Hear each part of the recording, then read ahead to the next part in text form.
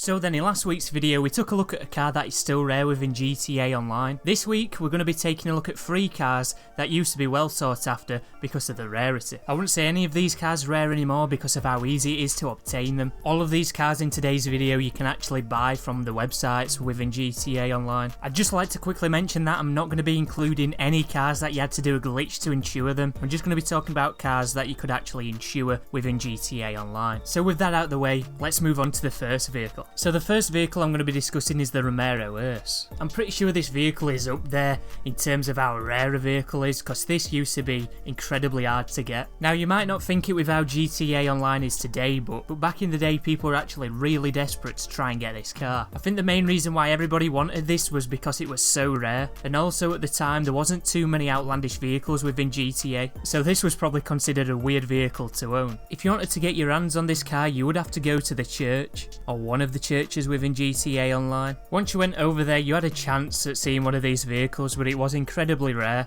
I actually never got one to spawn in. That kind of makes me believe that you couldn't get it to spawn in unless you had another Romero S there. So every time I got one to spawn in I went over there in another Romero S. That's what got me thinking that, well, maybe the first Romero S in GTA Online was actually modded in or was transferred from the single player. If you didn't know, there was a glitch to get single player cars into multiplayer back in the day. Anyway, this car is not so sought after anymore because you can buy it on the website. I believe it is on Southern San Andreas Super Autos and it is worth 45,000 because of how easy it is to obtain these days in GTA Online, and also because of all the new cars that are in the game. I don't think too many people are bothered about this vehicle anymore. Anyway, the last thing I'm going to say about this car is it was probably in the top 3 rarest cars to have in the game. My top 3 anyway. Now moving on to the next vehicle, we actually have kind of a unique vehicle for when GTA Online first came out, and that vehicle I'm talking about is the Declasse SE. Now I'm pretty sure a lot of you, when you first played GTA Online, you can remember doing the first race. If you actually won that race, you actually got to keep the vehicle. So you can probably see where I'm going to go with this one. The way you got this vehicle was by selecting the Declasse SE and then winning the race. You only had one attempt at this, and you probably didn't even pick the car either because there was loads of other cars in that category that were better for the race. From what I can remember, I think this actually catched on quicker than the Romero S. I think it was because you could actually obtain it from the start of the game. You had to wait for all the glitches to come out for the Romero S. I believe there also might have been some glitches eventually to get the Declasse SE, but I always remember that being the main way to obtain the vehicle. Now you might be thinking,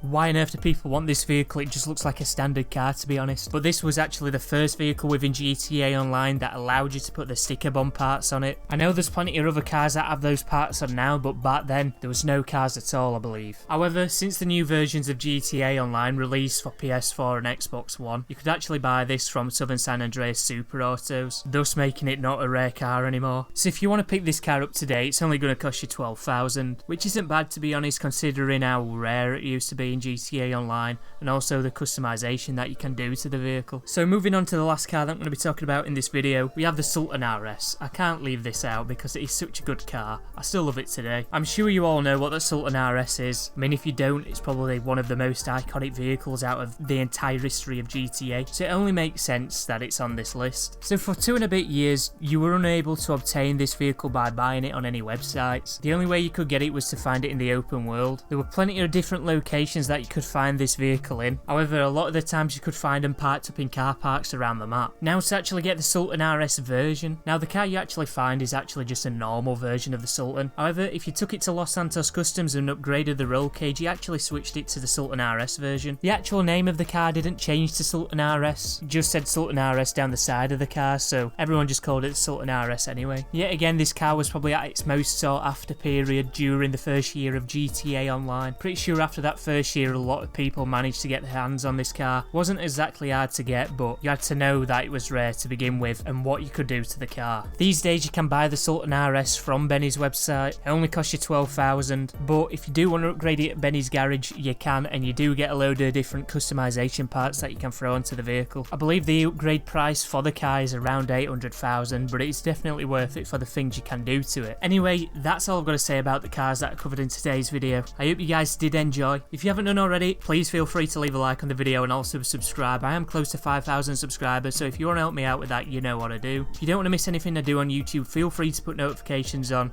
I really do appreciate it. Until next time guys, goodbye.